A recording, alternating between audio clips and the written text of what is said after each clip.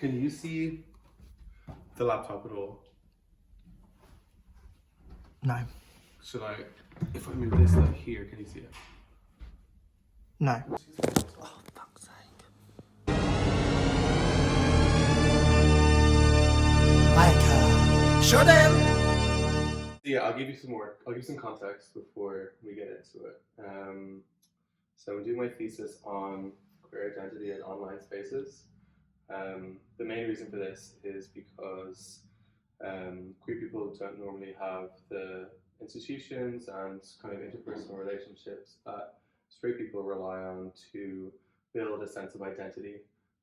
So maybe like it's a role model, or maybe it's the company that they work for, or it's generally things that are provided for them that allow them to explore and become themselves over a longer period of time, whereas queer people have a later adolescence. So the idea of bringing online spaces, specifically social media, into it is we rely on that more heavily than straight people do to build a sense of identity. Whether that's in forums or if it's watching YouTube videos. Yeah. So it offers an interesting opportunity to observe identity creation because it happens at a later stage, and because it happens in a more kind of concentrated form, I guess you could say. So can you do this? Yeah, thanks. Can you write down any social media or social networking service that you currently use at the moment, or that you have used in the past, so you can try to go back as far back as you can think. Oh, like as far back? If you can. Yeah. Oh my god, so like we're talking like MySpace days. Yeah. Exactly. Okay. I've written down MySpace, because that's my first time. MySpace, Facebook, Twitter, Instagram, Grindr, Tinder, and BBM. And BBM. And I feel like out of all of those ones, I think that Instagram has like the biggest impact. Okay. Like by far. Yeah. Out of all of them. Because Instagram is like literally just image, isn't it? Oh, do you know what? And I have to write down TikTok as well, but I'm not big on the old TikTok. And I don't really use it. That's use okay. it every once in a while. Yeah, and it doesn't have to be, it doesn't have to be something that you use every day. Yeah, I think the Instagram is probably like is the biggest one. What did you want me to define exactly? Kind of think about any aspect of your queer identity from its formative years all the way through to now, towards maybe something in the future, and try to reflect on the role that any one of those platforms has had. Sometimes it can be useful to start at the beginning and try to look at like whatever like social networking sites or services that played a role in the beginning, and then work towards where you are now, or you can do it at random. Okay, so like the first memory that I really have of like my social media like influencing me like as a queer person was, do you remember like, I don't know whether you had this in Ireland, but did you have like the Facebook famous days? The Facebook famous days? No. Oh my god, so there were like certain people, like especially if you were queer, there were certain people that were like Facebook famous and that like had like loads of, it wasn't like followers because it wasn't really like a follower based thing back in the day, but just like they used to get like loads of likes on their Facebook pictures, and like if like a certain picture got a certain comment by one of these Facebook famous people, there'd be like loads of responses to it because people were like, oh, this person. But it would be somebody your age. Yeah. Like somebody like within like some kind of the immediate. tween years, yeah. Okay. Yeah. And I remember like one of my friends like being one of these moderately Facebook famous people, and I remember like before I met him I was like, oh my god, this is so and so, and he's really famous, and we used to have these things called Facebook meets, where like you'd go to like a place in London or whatever. I remember there being massive ones in Manchester actually, and like the Mancunian gays were like really popular back in those days as well, because that's where like the sort of like the hipster trends and stuff came from, and that was like really big back in that day. So that's like my first recollection of like queer culture being online as such. And then I think it kind of moved to Instagram really, and that's where it's stayed. Yeah. Okay. Yeah. So talk to that then. You're like, where to begin? Yeah. I don't know. It's like really hard because I don't really have like massive recollection of like when I first started on Instagram, but I think Instagram has like massively changed because you never used to be able to advertise on Instagram. There was never like the product placement on Instagram like there is now. Like people never used to get sent shit in the mail. Do you know what I mean? Like it was just like where you like posted up looking cute. Yeah. You know, like people if you got 100 likes, that was a lot. I remember like back in the day, like that was a lot if you got 100 likes. And there weren't like thousands and thousands of people following people like there was now. I mean, I guess it definitely I think it definitely has changed the way I actually even approach like certain life situations, because now I think to myself, like even when I do a job, like even when I'm working now, because you have to think about it, you have to be proactive about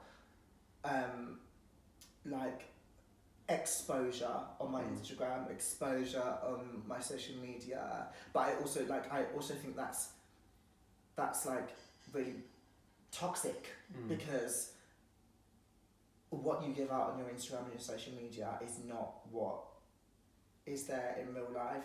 And I actually think that ties in very well with queer identity, because you have this kind of bar of the image that you have to like attain to, that is essentially it's that bar is put there by like the celebrities that we follow, by the popular people that we follow, you know. So what else do you have written down? MySpace, Facebook, Twitter, Instagram, Grindr, Tinder, BBM, TikTok. So surely you can speak to something on Grindr. That is hard. Some kind of influence. I imagine.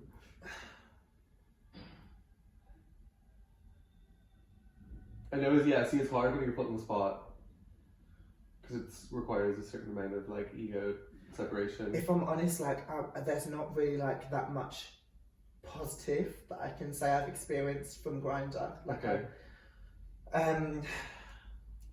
Well, I mean, it doesn't have to be positive. Yeah, no, I'm just thinking like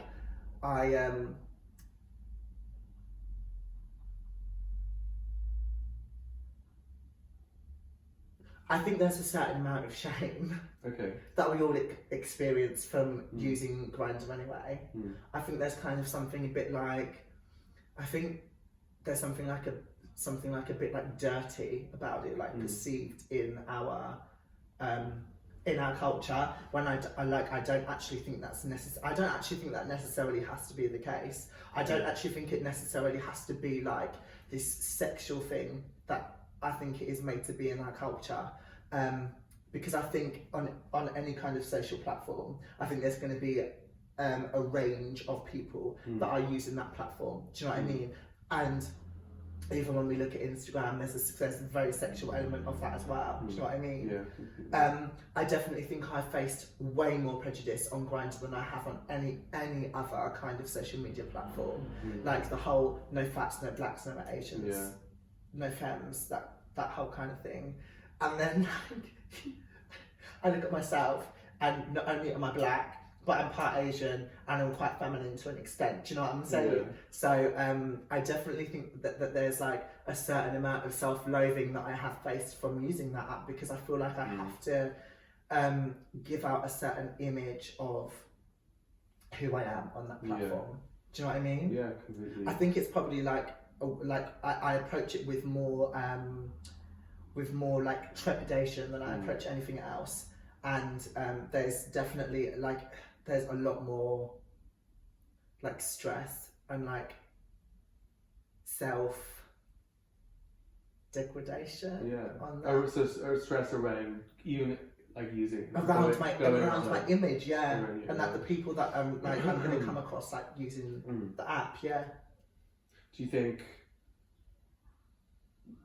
I mean, how do you think that? Do you think that that's kind of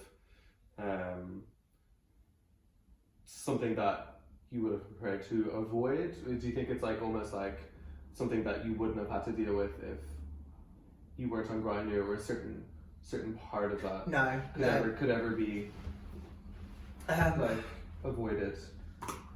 No, I think that what I have experienced on Grindr, I experience on like every other social media platform that I'm on, because at the end of the day, we're all humans, aren't we? And the prejudices that we face, or that I face, because I'm speaking from first person tense, the prejudices that I face day to day, they're present on every platform. Even if they are microaggressions, or even if it's like blatant, what's the word? Racism? Yeah, racism, queerphobia, homophobia, whatever it is, I'm going to face them, because people are just people. Do you know what I mean? Tell me about Twitter. Oh my god! where to even begin? Like, I'm not massive on like the old Twitter, really. But I feel like Twitter is a place where people feel like they can say any old thing. Do you know what I mean? And they can get away with it. And I feel like there's like the whole culture that revolves around Twitter is that people swarm in packs with Twitter. I think that's what I've noticed when I compare Twitter to any other social media platform, is that I feel like people like attack people in groups, you know? I'm just trying to think of an example that like comes to mind. Oh well, the main thing that comes to mind, like when I think about it, is like stans, like artist stans. Yeah. You know, like for instance, like when Cardi and Nicki had the beef. Like there were like loads of Nicki stans that were saying, yeah, but this, that, the other, and you know, like when they were having the beef, like there were stans from both parties, and they were just like going at each other. I feel like there's that whole thing, and then there's that whole like gay Twitter culture, isn't there? Yeah. Like the gay Twitter, gay TikTok. Yeah, I'm not really massive. I'm not really like that clued up on like gay Twitter and gay TikTok culture, really, because they're definitely both of those platforms I use less than anything else. I think. Okay, gotcha. MySpace, I don't even really know, because that's so long ago now. That's so long ago. Facebook is definitely like, it's a lot more like your Sunday self. Do you know what I mean? No, but that's been a common thing that's it's your family side. 100%. Like I definitely there are certain things that I won't post on my Facebook that I will post on my Instagram. Okay. Yeah. Like I think like a lot more X-rated, not X-rated, but a lot more less PG stuff goes on my Instagram, and I definitely like I moderate my language way more on Facebook than I do on Instagram.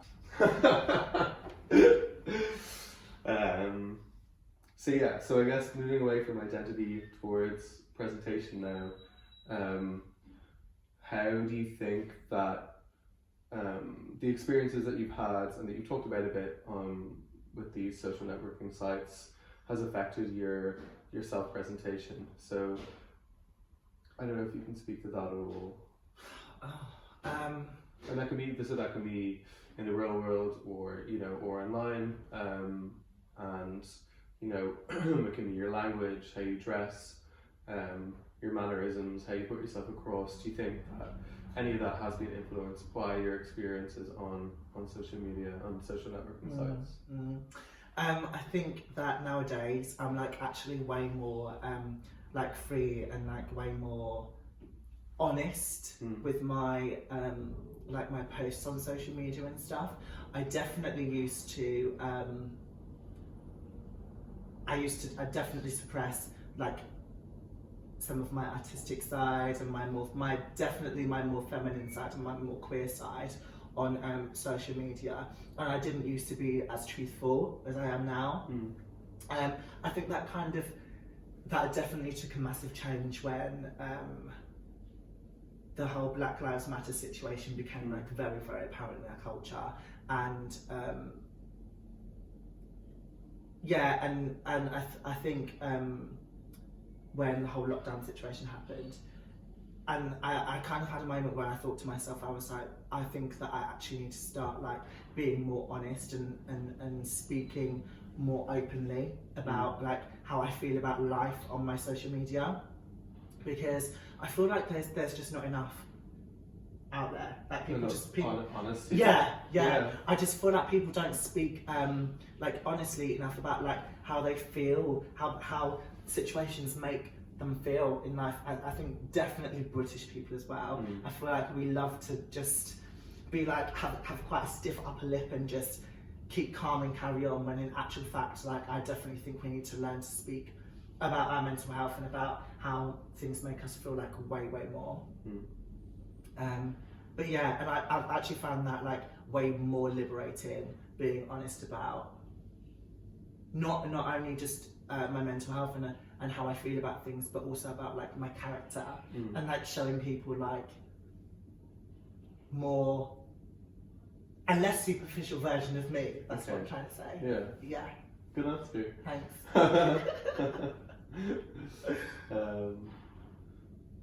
Do you have anything else to say? I'm sure you do.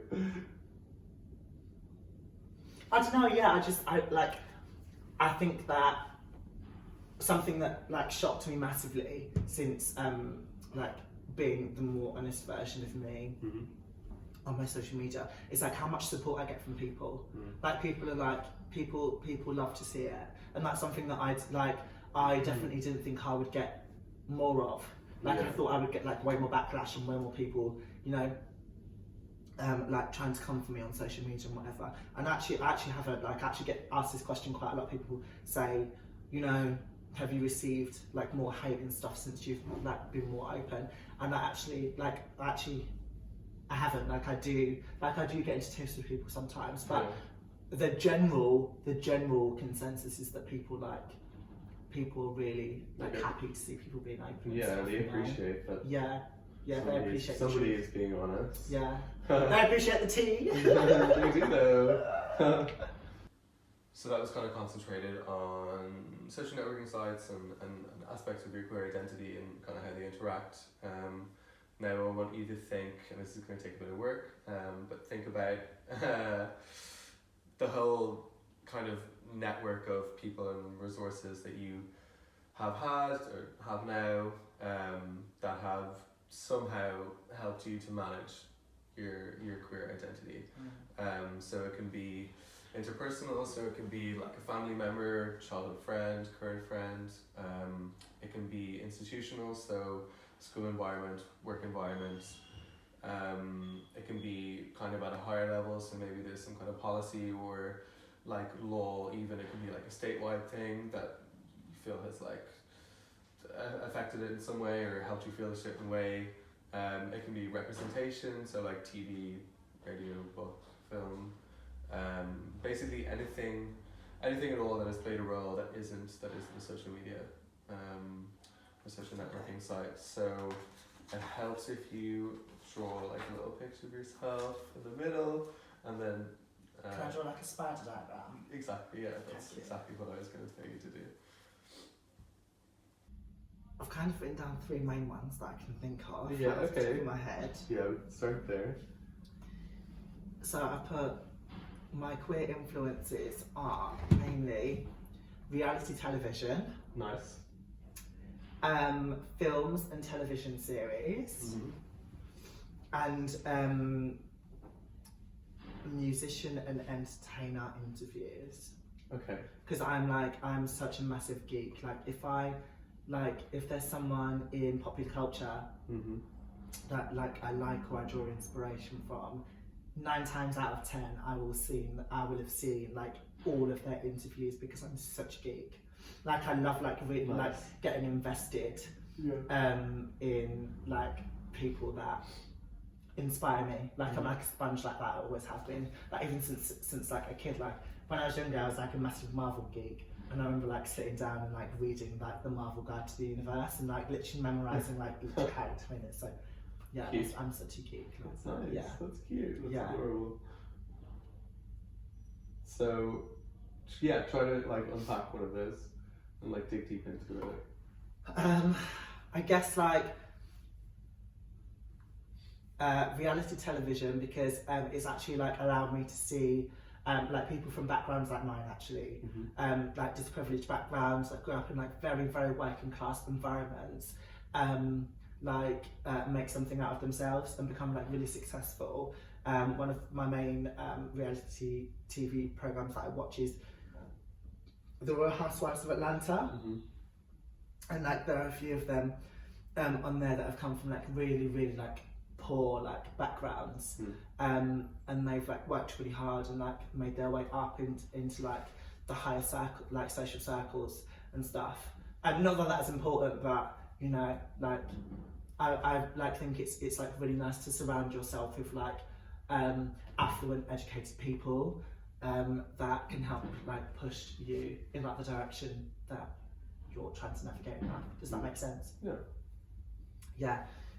So that's like my reality television viewing. I think from like thinking about my the films that I like and the television series that I enjoy watching.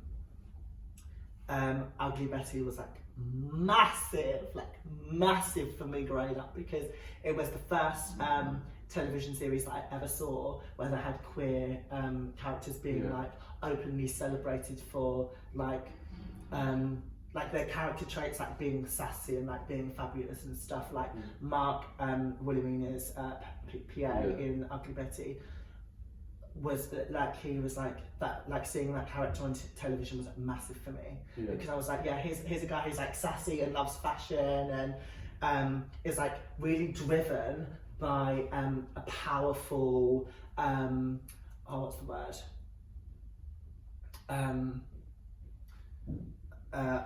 what's the word, how she's Wilhelmina is oh my god, I've gone blank. I can't think of the word. Yeah, she's like a boss, but like assertive. She's a powerful, assertive woman. Yeah. And I was raised by like really powerful, assertive women, so I think that like really struck a chord. So you're the mark to your higher ups. What's that again? So like you're the mark in the situation where he's like. Yeah, I guess so. I mean, I wasn't surrounded by Wilhelmina, basically. Yeah, basically. I mean, I wasn't as liberated as him, like when I was younger, but yeah, yeah. And then my last one is like musician and entertainer interviews, and I've always loved a documentary. Okay. Like I've just seen the McQueen documentary. Oh yeah, me too. I saw it. Yeah, it's great, right? Oh my god! Like I cried the entire way through. Did you? I thought it was amazing, because, but also like really inspiring, because he was just like this guy that just like literally came from nothing, and then like all of a sudden he was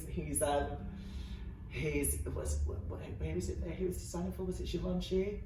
Oh fuck. Yeah, I think it was Givenchy or yeah, I think it was Givenchy, one of the big fashion houses. But yeah, I found it like really inspiring to watch, and it kind of makes you think that like you're not, especially as an artist, it makes you think you're not crazy for having these dreams. You know. Are there any other artists? Any other queer artists? Yeah, I love watching Troye Sivan's stuff. Okay, I think he's really cool. I think he's like, he comes across as like really down to earth, but obviously he came from YouTube first actually. So yeah, he struck me as being really cool. Even though she's not queer, I love Zendaya. I think she is literally such a queen. Who else? Like I love watching years and years of stuff. Ollie from Years and Years, I think he's great. I think he should be our Prime Minister. Like, how cool would our country be if he fucking ran the country? I'd be like, I'm down for that world. I agree with you wholeheartedly. I'm down for that world. It'd be like so fair. Yeah, I can't really think of anyone else like massively that I'm, because there are so many that I explore like from day to day. Like I'm always learning more about people that I find interesting. Yeah. Like even if it's someone that I'm not like particularly drawn to. Yeah. Like I'll watch something on them and I'll be like, oh, I didn't know they had this quality. I didn't know they felt like this about that social topic or issue. You know. So yeah. How do you think that's kind of different from? That's obviously what you have now and what you look at. How do you think that's changed since you were younger? Like, what's the difference? I definitely think my perspective of life has broadened. Okay. I think my perspective of life has broadened in that, like, I was brought up in like a really, really strict Christian household, and there were certain like I like didn't like really have a television until I was like 15 really, and there's like actually like a massive gap in my knowledge of popular culture, like especially since since what? Like Valentina? Do you mean Oh no, it's not Valentina. It's plastic. Yeah, it's plastic. Yeah, basically yeah. But yeah, I think having the broader prospect of the world that I do now has actually really helped me be more comfortable with myself, and sit in my queerness like way more, and like celebrate the things that make me different as opposed to being ashamed of them. And I definitely think that was like something that I think my differences were something that I didn't used to celebrate when I was younger, but I do now. How have you learned to celebrate yourself? I just think that I've just learned, and I think that this is actually like from learning about like loads of different religions as well. I've kind of like now in life I kind of, because I class myself as agnostic, is that the word? Like, you know, when you respect like everyone else's or you believe in some higher power. And like I take like those different little things, and I think I've learned that as long as you try and do good in the world, and as long as you try and be a good person, even though as cliche as that may sound, it's true though. and you try and bring good energy and good vibrations to people, who you are shouldn't really matter. You know, like you should be your own thing that you make in this life. Do you know what I mean? And just I've just learned as well that just life is like far too short, and we should exist as loudly as possible, because if we don't exist as loudly as possible, then people won't make space for us. Do you know what I mean? Yeah, I like that. So yeah. Taking everything into account, is there anything, I'm going to ask you a few questions, you can kind of pick one or, you know, go through them all. So, is there anything that you would have liked to have seen when you were younger? Like either social, probably like kind of around social media, something that like wasn't available to you, or something that you would like to have had. Is there something now that you would change about any of the social networking sites that you use? Or again, is there something that you would like to have now? This is kind of like a filling in the blanks kind of thing. Do you know what? Like, I feel like that's such a hard question to answer, because I obviously know how it was when I was a kid, and I know how it is now. Like, especially for the younger generations. But as we pass through generation to generation, each generation is faced with its own set of challenges and its own way, like the certain ways that we deal with them. Do you know what I'm saying? Yeah. I definitely feel like I would have liked way more queer people to look up to when I was younger, and to have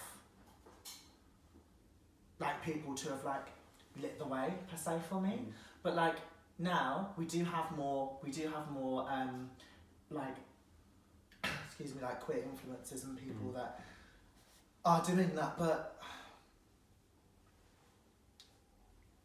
I don't necessarily think some of them are doing it as well as they could be. Do you know what I'm saying? I'm not even saying that to be shady. Yeah. I'm just saying like, yeah, like I don't want to like say too much, but like some of these queer influencers are kids themselves. So I'm like, okay, you've now been made a millionaire through, you know, product placement and, you know, brands collaborating with you, etc. But you actually haven't lived life. Like if I spoke to you about life, like you wouldn't actually be able to talk to me in an educated fashion. Do you know what I'm saying? Because they haven't like lived life as much. And I know that that can obviously sound rich from me when I'm a 20-something. So do you know what I mean? So, yeah. But yeah. I guess influencers both in social media and in real life that have kind of impacted your queer identity in some kind of way.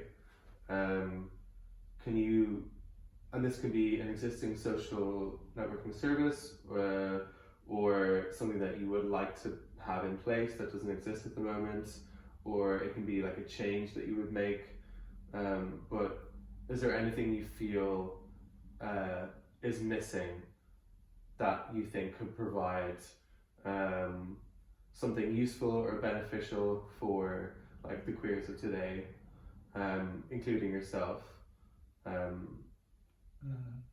you know what's actually just come to mind? You know when I was speaking about like the Facebook famous days? Yeah. I just don't think there was this pretense that we have now. I feel like there's like a massive like on Instagram is the main one. Yeah.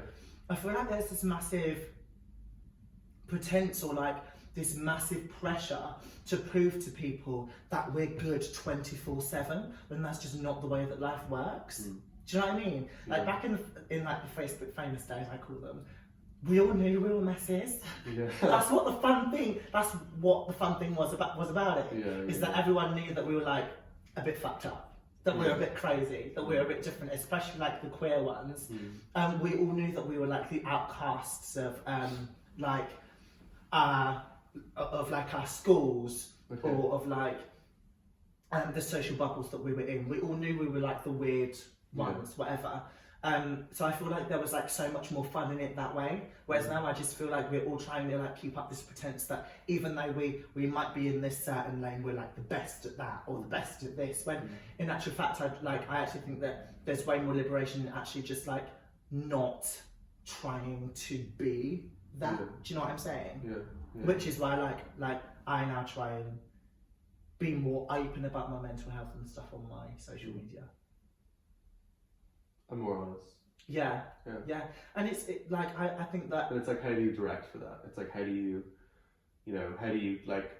And this isn't me asking you to solve it, but it's like, how can you set up a system where you direct people that's the best way to be? Because at the moment, obviously, the setup is the complete opposite. Yeah. That's it. Rhetorical question. Yeah. I mean, hopefully I would, for the younger generation, I would really like to see them have like more positive role models, like, you know, like Billie Eilish, how she is. She is like, okay, so today may be a good day or today may be a bad day, but it's like kind of how I combat it, that is the important thing. Yeah. You know?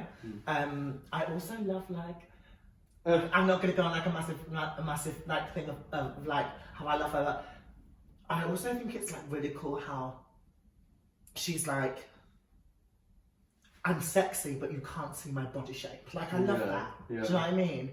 I think that's way more healthy. But do you remember like back in like the 90s and stuff, it was all about like being like really, really skinny. And now it's like having a big bum and tits but a tiny waist, which is like, yeah, because that's achievable. Do you know what I mean? But yeah, I guess I just kind of hope to see people just be a bit more honest and open with how they actually are. Yeah. because that's we need to see the real world Yeah, more. yeah. You know. So yeah, I'd like to say thank you. It's not necessarily easy to kind of dig into your history and divulge all that information. So yeah, it's not that you're brave for doing it, but like, you know, it requires like a certain understanding of yourself, which you've definitely brought to the table, and openness as well, which I really appreciate.